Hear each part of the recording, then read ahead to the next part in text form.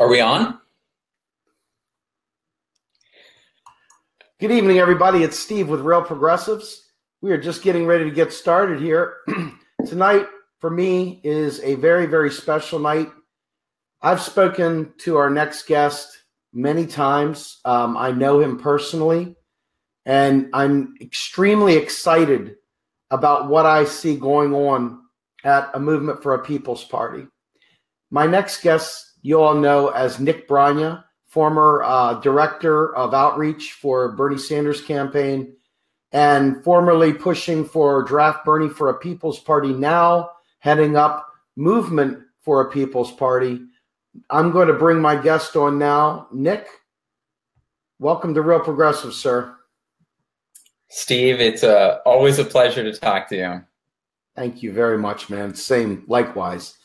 So before we let you talk, I want to say while your face is on the air, you guys hit it out of the park with your platform. Your platform speaks boldly in a way that I didn't dream a party putting it out there.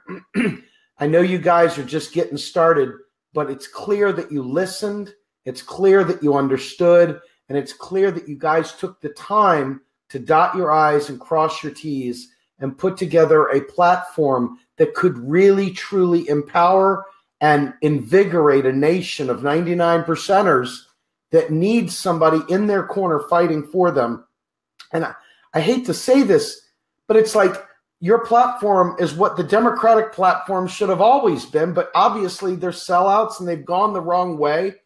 And for whatever reason, they keep continuing to try and sell us watered down milk and try and tell us that it's, mother's milk. I don't get it. But in any event, I want to say clearly, your platform is exquisite. Can you tell us a little bit about it? Yeah, thank you so much, Steve. We're in the process now, actually, of it's a draft. It's our platform is a draft. And so we're in the process of working with our supporters, our membership, to craft it and to make it the best possible platform that it can be. And so this past Thursday on our weekly national call, we had an extended double time call. We were on for 2 hours and a half, just discussing and deliberating different parts of the platform and fine tuning it. And we got so many compliments on the content and on the entire thing that it was wonderful. And it was really inspiring too, Steve, to see just to see so many people from across the country come together and stay up, late into the night into deliberating a strong, bold, progressive platform. Not something that shies away from the issues, but something that is the kind of thing that most Americans are calling for now. And so in the platform, it's 24 planks. And we go through from beginning with an economic Bill of Rights to getting money out of politics and restoring democracy, to, of course, equal rights for every demographic group, be they African American, Latino, LGBTQIA, women, and just equalizing the playing field, of course, socially, and then to things like infrastructure spending. A lot of what you saw in Bernie's campaign platform, Medicare for all, of course, but going beyond that to quality health care, and also free public college, but going beyond that as well to abolishing student debt, which is now, which is crippling an entire generation, my entire generation's ability to spend at this point. It's so crippling that, in fact, people my age are delaying marriage and are delaying purchases of homes and things like that. It's really changing people's lives. And then moving on to, all kind of fair trade. Also moving on to things like understanding. This is something else that I think makes it special, and that is understanding and appreciating where our technology is going. And so seeing that we are on the cusp of tremendous technological changes and achievements, and we have the advent of things like artificial intelligence and the prospect that it will one day become more intelligent than human beings, and many things like that as well, that we need to democratically manage as a society if we're to really to survive this transition into this great level of technology. And so that's kind of a very brief introduction, but I can talk more about it, Steve, if you have another question. Oh, no. What I want to do, just so that we're on the same page here, is I'm going to go ahead and bring up the actual platform itself just momentarily. And this right here is straight from their website. And I'm going to go down here to a couple of these things. I think I'm going to it. I got the, oh, there we go. So it is a PDF. And, you know, it's quite an extensive document. And this mission statement right here was what Carol Lopatin told me, really, that she felt like it was very important for us to bring up. And if you don't mind, I'll just read a little bit of it. And what you say here is that, you know, from nonprofits to book clubs, from companies to sports teams, all organizations have a mission statement that defines why they exist and what they seek to accomplish. Yet our country does not. So what is the purpose of our society? What are we striving to achieve? How can we tell if we're succeeding or failing, advancing or regressing? Most of our political disagreements stem from the fact that our country lacks an overarching purpose and goal. Before we can judge between policy options, we must determine what we are trying to accomplish with them. Is it better to make education accessible or not? That question and countless others have no answer until you've established an overarching mission for our society. The idea of belonging to an organization without a mission seems absurd to us. An organization without a mission is rudderless. It's like navigating with a compass with no needle. Yet that's exactly what we're doing as a country. Nick, that's pretty powerful stuff right there, brother. That's really good stuff. Talk to me about what you all envision your mission statement to be. Yeah, and so what follows from that is the idea that progressives today, we have a whole bunch of policies that we say are superior to the establishment's policies. You know, it's okay, Medicare for all is better, you know, than this private insurance-based system. And we say, okay, to make sure that everyone has access to education, K through 16, free, is better than having this system where people do not have access to college, and those who do get loaded up with debt. Well, the question that comes before that, though, is someone can ask, well, why is it better for everyone to be covered, and for everyone to have good health care, to be taken care of? And you could say, you know, and any of us would respond, well, because, you know, it has better outcomes and it costs less, and that it takes care of people better. But why is that better? So what? Why is it better that one system provides for people and takes care of them better and has better human outcomes? And so we need to get to something more fundamental than that. And we need to say it's better because the purpose of our society should be to maximize human well-being. And that's exactly what we say in the preamble, in the mission statement to our platform, is that we say, we live in a country where there's more than enough food to feed everyone. There are more than enough homes and more than enough materials to house everyone. There's more than enough medicine to heal everyone. But yet these things aren't put together in our society. And yet people die of preventable diseases, they go hungry, and they live on the streets. They're homeless. And so why is that? If we have the potential, but we don't do it. And the reason is that it's not the purpose of society. The purpose of our society as it's presently organized right now is not human well-being. It's profit. It's the benefit of a tiny few over a large majority. And so before we can get to things like determining particular policies, we need to establish a purpose, an overarching purpose for society. And that's what we did with our platform. And that's what we did with an American mission statement, because it is insane that we live in a country without a mission statement that hasn't determined what is its purpose. And the reality behind that is that there is a mission behind our country. It's just never discussed, because the mission is for those tiny few to be able to leech off of the vast majority and the working class and the rest of the world to accumulate massive profits at everyone else's expense. Well, before you can go forward and apply any of the progressive issues, any of the progressive principles that were in Bernie's platform, that are in ours, you need to first establish that the purpose of society is to maximize the well-being of its members. And once you do that, then the policies follow naturally from it, because you have a benchmark and a standard to assess those policies in the first place.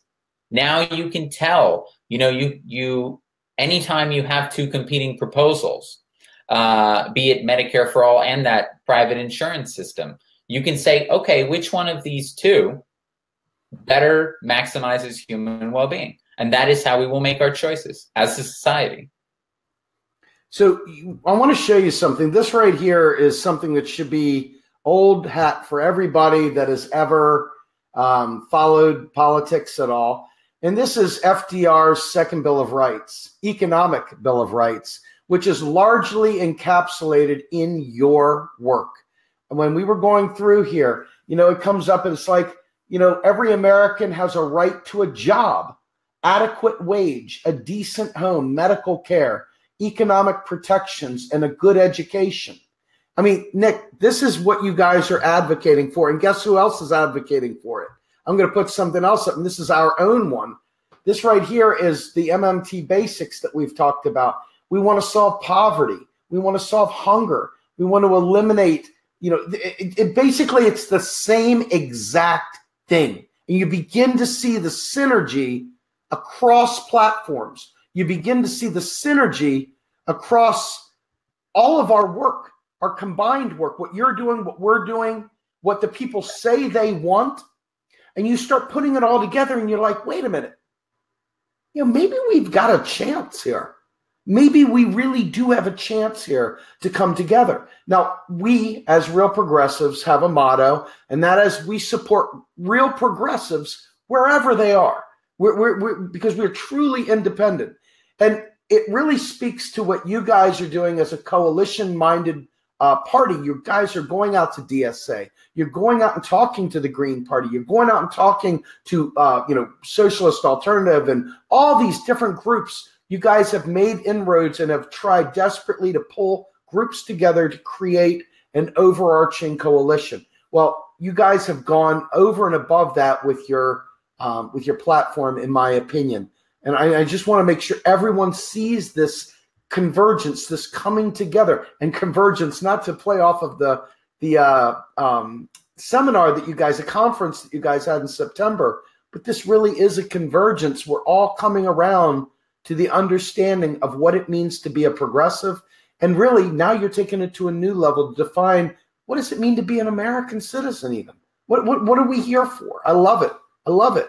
Exactly. Because what are we doing here if it's not to make sure to ensure the benefit of those people who live in our society? What is the whole purpose of this experiment as a society? And I went, Steve, what you were saying too, it reminded me of, I went to the Democracy Convention back in last August, and what they did at the end of that was they got basically 150 people together to discuss, what do we think basically is common threads of a progressive platform nowadays. And what essentially everyone came to the conclusion around was the concept of economic human rights. And so that's why we chose to embody that in an economic Bill of Rights, because Franklin Roosevelt actually expressed that idea back in 1944. And in his State of the Union address, he has an amazing quote, which I'll read here. He said, "This republic had its beginning and grew to its present strength under the protection of certain inalienable political rights, among them the right to free speech, free press, free worship, trial by jury, freedom from unreasonable searches and seizures. They were our rights to life and liberty. We have come to a cleaner realization of the fact, however, that true individual freedom cannot exist without economic security and independence." And that concept is so true, because someone may have the right to vote. They may have the right to eat at the same lunch counter. They may have the right to ride the same bus. But how free are they if, as Martin Luther King said, they cannot afford the burger at that lunch counter? How free are they if they live under crushing student debt? How free are they if they live under the risk that a single accident, $500 worth, they won't be able to cover, as the majority of Americans today cannot cover that? So there is an economic component to freedom, and it's something that our country doesn't recognize. But it's one of the things that we as FDR 70 years ago sought to embody in our platform. And it goes even further, because FDR in 1932, when he ran for the first time for president, even then he was running on the idea of a second Bill of Rights, an economic Bill of Rights, to provide for all of these things, to provide guaranteed employment, food, clothing, leisure, a living wage, housing, healthcare, Social Security, education, and what he called freedom from monopolies and unfair competition. And so you just imagine, Steve, MMT is a philosophy that recognizes that our resources are the real variable, essentially, in terms of what we can produce and our potential to produce and to provide for people. Well, FDR recognized that. He recognized that back in 1932, 1944. And we had the potential back then, in terms of the resources and our technology, to satisfy that, to provide for every American in their food, clothing, healthcare, education, all of those things. And so you can just imagine, that was before computers were invented. That was before rocketry. That was, that was before we actually went into space. I mean, that was before television. So today, with the technology that we have, we can easily do those things. We can easily satisfy basic needs for everyone in the country and indeed the world. And it's a political choice not to. And the reason we don't do it is because the purpose of society is not meeting human needs, and it needs to be. You just like caused me to lose my breath. I was so excited to hear that. I mean, you realize, well, for 3 years, it's been longer than that, but for 3 years as Real Progressives, I've been beating this drum, and I've been beating it and beating it and beating it. And I have been called a cult leader. I have been called all kinds of stuff. I've never deviated from script. I've never once contradicted myself.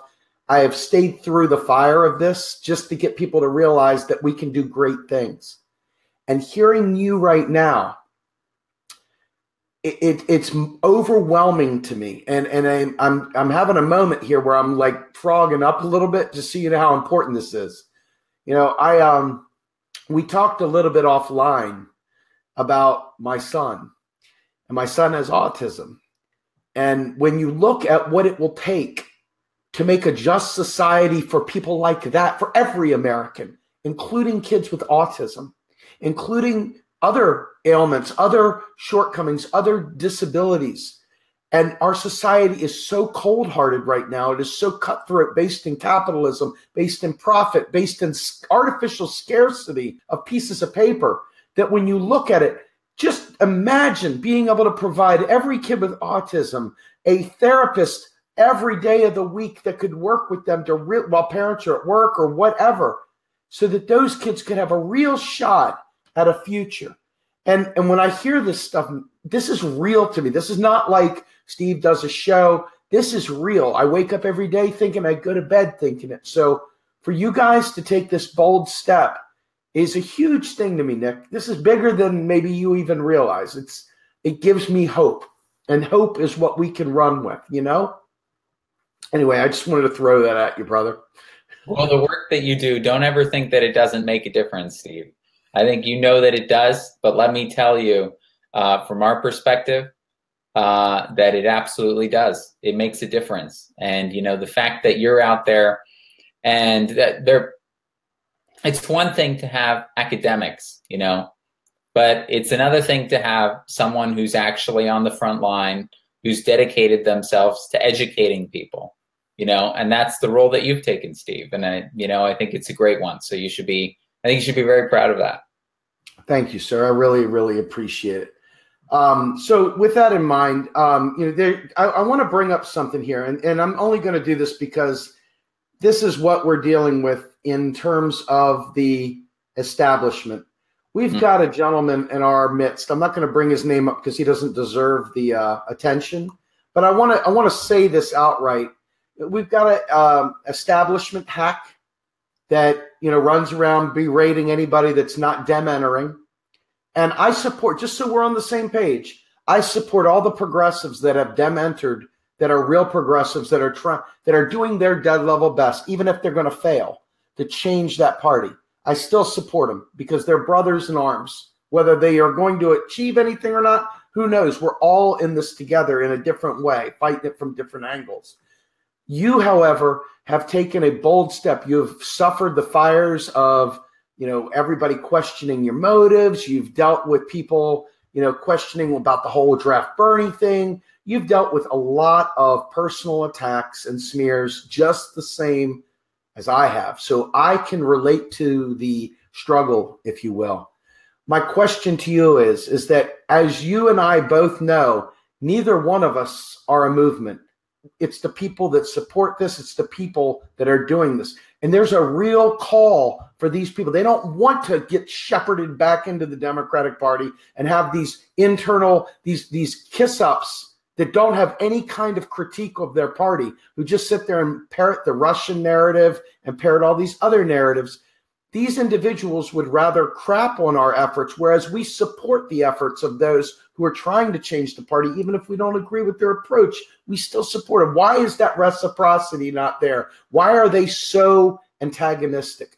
For real, I don't understand it. It is a kind of sectarianism that I think is very unhealthy for the movement. I wish those who are competing inside the Democratic Party, those who are running in the primaries now, I wish them the best.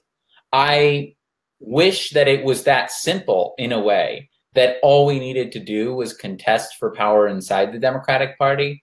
But I was inside the Democratic Party for a decade, including in Bernie's campaign, including as the national political outreach coordinator, including at Our Revolution, you know, and what I saw there, it taught me that the Democratic Party, it doesn't have the internal mechanisms that are sufficiently democratic to be taken over.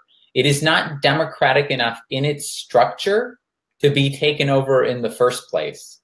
And so what we need to do, because it's the only strategy that we think will be successful, but also because it's a big part of this is thinking about how can we motivate the American people, you know, and how do we actually get people to turn out? Because we have an incredibly low turnout rate in the United States among developed countries.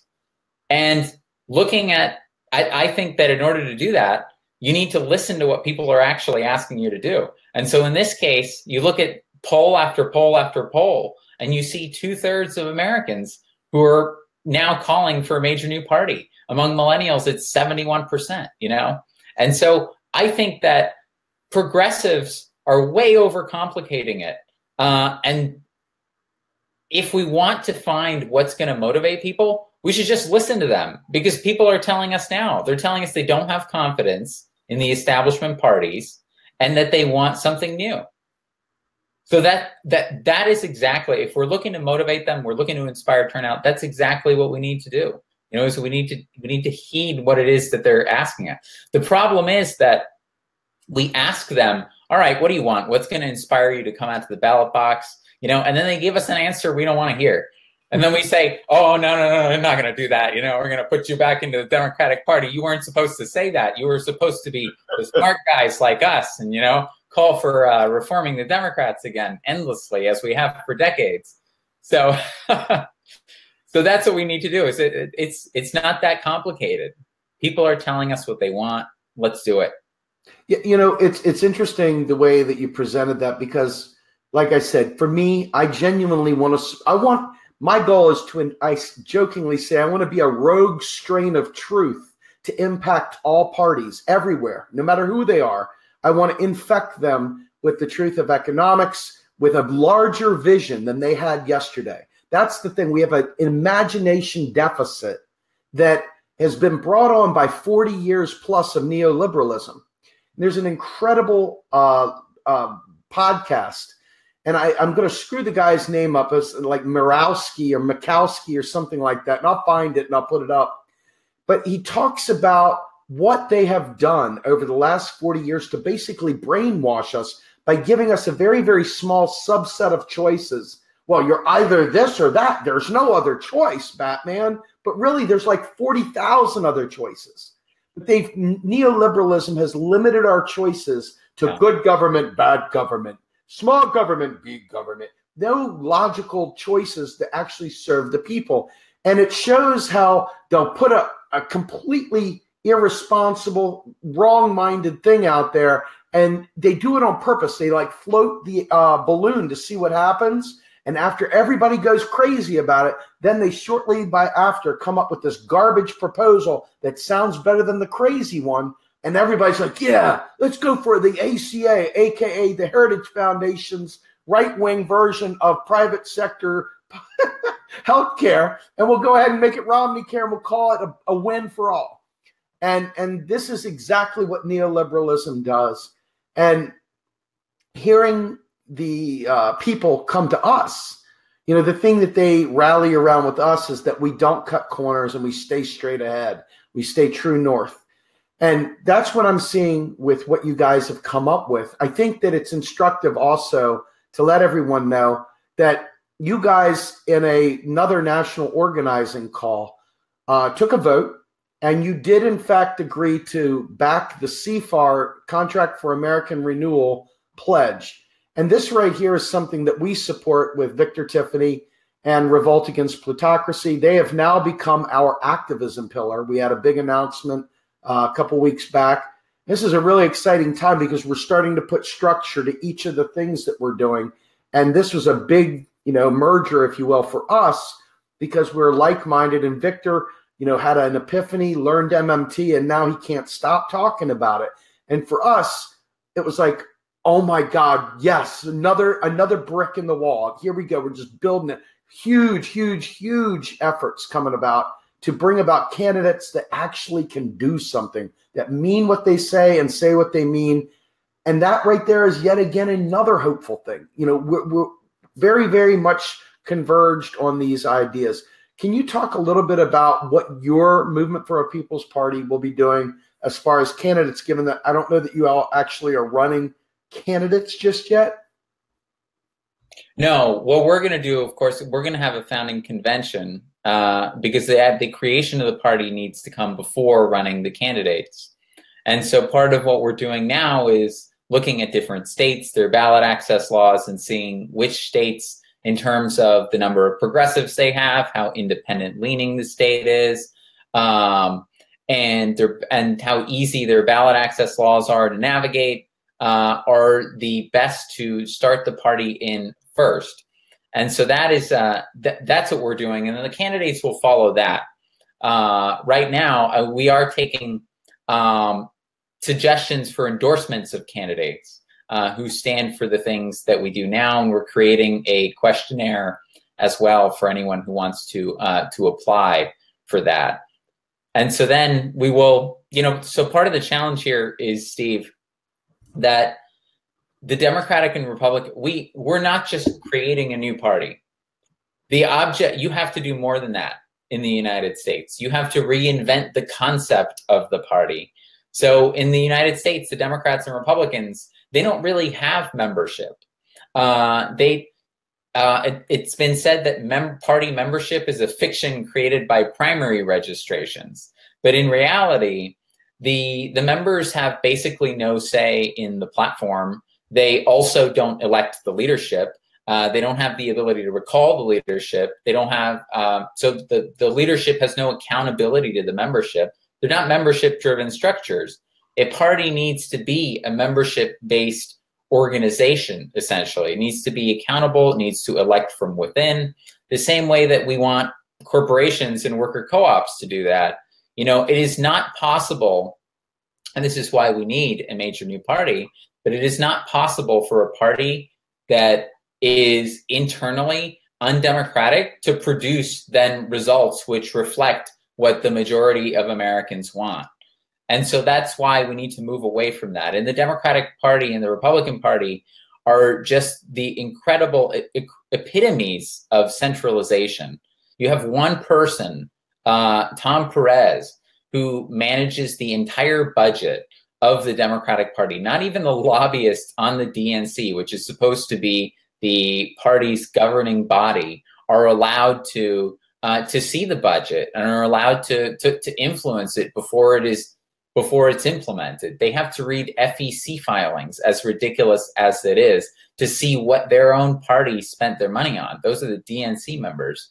And of course, the party leadership is elected by the superdelegates. It's elected by the DNC members, not the membership, not the party members. And its fundraising source also is tremendous big donors, corporations and billionaires. And that's another thing that it's important to understand about party dynamics, is that a political party is, their constituents are not the voters. The constituents are the donors. And whomever the donors are the ones that are going to control the political party. And so if the donors are some people, a group that is segregated and far removed from those of the voters, then the party will represent interests that are segregated and far removed from the voters as well. They will represent just the donors' interests. And the only way to produce a party that actually represents working people is for the donors and the voters to be the same people. And that means that you have to get big money out of politics. The party has, and before you do that, the party has to voluntarily agree not to take corporate donations and billionaire money, not to subject itself to, not to allow its politicians to go through the revolving door, and not to take lobbyist money, not to take super PAC money, to cut off all of these avenues of influence that the oligarchs have over the political parties today. So I want to show you something, if you don't mind. I'm going to take a moment here to bring up Stephanie Kelton, who was just on TYT. Can you imagine TYT actually showing Stephanie Kelton? This is in and of itself a shocker. But I want to go ahead and show you this because I think this speaks to what we've been doing here anyway. Give me 1 second. Let me load this up. And we'll put this on, and we will hide this comment. And I am going to hit play. The Republicans are raising taxes on the majority of people. That's true if the tax cuts don't expire in 7 years. Right. But for the next 4, 5, 6 years, you've got tax cuts in place. So it'll be interesting to see how much of that additional windfall gets spent into the economy, how much more that creates additional demand and employment. And, I think it's not unreasonable to think that we could see 3% growth. Wow. Yeah. as we gear up for the next election, and say you were the chairwoman of the Federal Reserve, and you were advising our government and our president, say it was Bernie Sanders. I'm just going to create a situation here. There's a lot here. Where income inequality, as you know, is higher than it's been in almost 100 years. Where do you start? And is it even possible to reverse, to create a new deal in this era, to reverse the oligarchs investing in every single corner of every major city of this country and the economy? Yeah, I think it is possible to reverse it. And I think that is a battle that has to be waged on so many fronts, everything from antitrust to, a federal job guarantee. You mentioned New Deal. So FDR's second Bill of Rights. I mean, go back to kind of what did FDR do? This is a man who was elected president 4 times. And the unfinished business of the Democratic Party under FDR was that second Bill of Rights that he laid out and left on the table, but that never became fully implemented. And the first thing that FDR talked about in the second Bill of Rights was a right to a job. And we don't have that still today. And that's a game-changing sort of policy. So if you begin to see people pushing big, ambitious things, like taking very seriously antitrust once again in this country, and a federal job guarantee program, and a right to an education, and a right to health care, and a fundamental just reshaping of industries across the country, then and campaign finance reform. I mean, it's such a multi-front battle that has to take place. But if we don't do it, we're going to lose the country. It's a great note to end on. All right, so that right there I used to show what you're fighting for, what Dr. Kelton is fighting for, what Real Progressives is fighting for, and what you, the 99% watching this, are fighting for, are one and the same, and they can only come to fruition through economic justice. And that's what we're all about here, man. You guys have embraced that. And that right there, I mean, everything from start to finish, anti-corruption laws, talking about breaking up these big monopolies and taking away the power of the corporations and putting it back in the hands of the people, being able to give people a job, a guaranteed job, giving them health care, giving them college, getting rid of student debt, sounded remarkably like your platform, Nick. And that's why I wanted to show that, so everybody can see this massive convergence of common sense pushing for the people. That is beautiful. I mean, that right there shows you are right on the right track. In my opinion, you couldn't be any closer you couldn't be any closer. You're right on it. It is amazing. And we're also fortunate too, because you could imagine, Steve, a point in our movement where we didn't have that level of consensus around what needs to be done. You could imagine where, there were different competing proposals that were just kind of wildly disparate. But that's not the case. We're actually very fortunate to have a situation where the great majority of the movement, of the progressive movement and the American people, agrees on what needs to be done, not just on what's the problem, which is the first stage that kind of movements go through, is you first identify a problem in society. But now we've reached a stage where we essentially agree on the solution. And so now we can push on it together. And so it is very exciting because it makes the differences between our organizations, our progressive organizations, that much that much smaller. And that it makes it that much easier to come together as a movement, as DSA, as Real Progressives, as our revolution, around this common agenda and this common mandate. So it is very exciting, and it's also exciting too. There's a quote that what you were saying earlier too reminded me of, or a comparison by Jacques Fresco, and that is the idea that he lived during the Great Depression, and he saw that you had that all of a sudden, in a very quick period, you went from high employment, and relative higher prosperity, at least, to massive unemployment and massive job loss and homelessness and hunger. And he noticed, but how can that be? All of the factories are still there. The capitals all still exist, all of the workers are still there. They all still want to work. They want to produce. None of the resources in the earth have changed, and so none of the actual variables that determine our level of production or that determine our potential level of well-being have changed. And that really exposes how artificial it is that we live with this kind of artificial scarcity of human needs, of food, of water, of healthcare, of education, of all of that. We have it in abundance. And that is what FDR was getting at all the way in 1944. It is also what Martin Luther King was getting at for almost 50 years ago now, when he pushed for a universal basic income, which is also something that we have in our platform.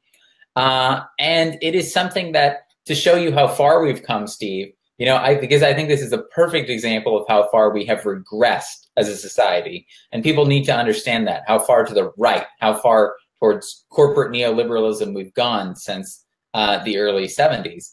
So Richard Nixon in 1971, whom Noam Chomsky calls the last liberal president, he actually, a signature part of his domestic platform was a universal basic income, providing for with $11,000 for every family in the United States.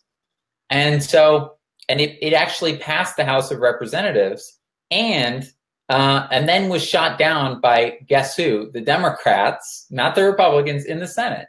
And so that shows you just how far our system has gone to the right, and how you had a universal basic income, you had a job guarantee, you had a second Bill of Rights. These things have been proposed decades ago, and they are just eminently doable today. In our foreign policy platform, part of what we say there is that one of the best ways to keep our people safe here is to create a safer world in terms of defense spending, is that Jeffrey Sachs and others have estimated that it would cost about $130 billion to end world hunger and to end extreme poverty. And so you can imagine $130 billion, that's less than a quarter of the military budget. It's nothing. It's negligible. It's exactly. You can and that's the military budget of one country. And we're talking about global hunger. We're talking about global extreme poverty. And so, that gives you a sense, when you see those figures and those estimates, it gives you a sense of our potential versus where we are and what we're spending our resources doing. Absolutely. So let me give you an opportunity to kind of close out.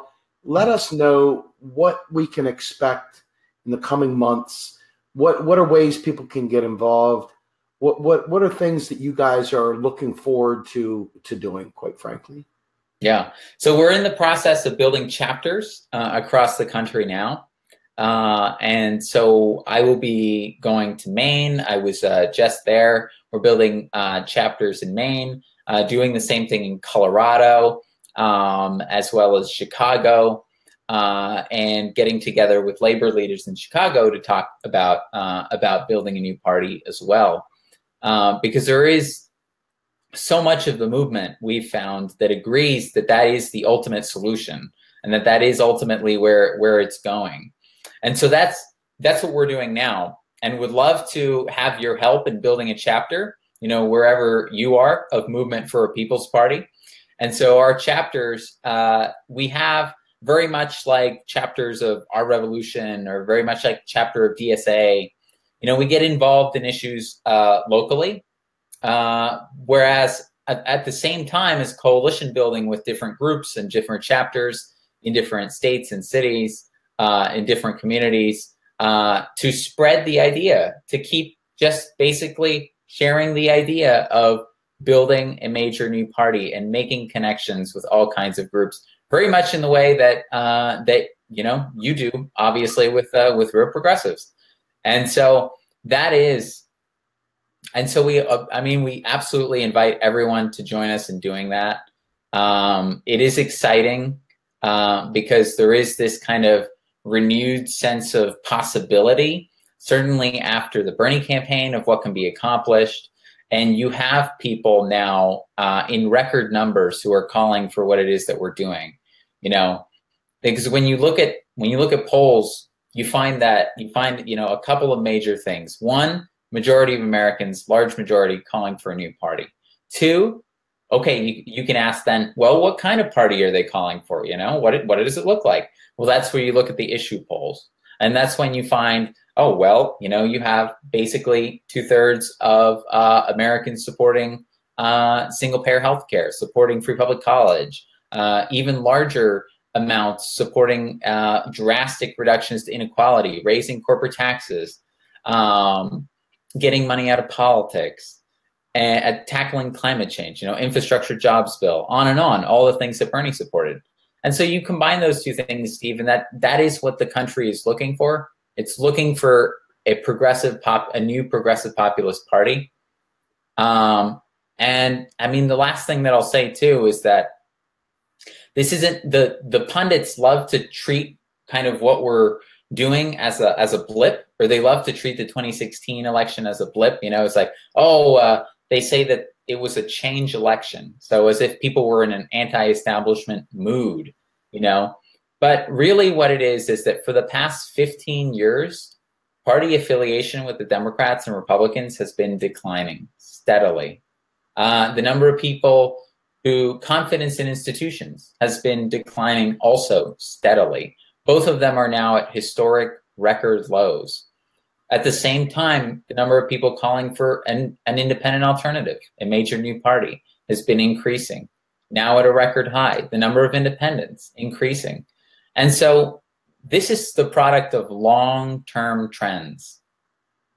And it's not something that, you know, it didn't begin with Bernie.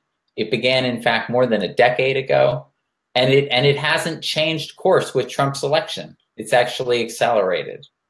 And so this is what we're heading towards in the big picture.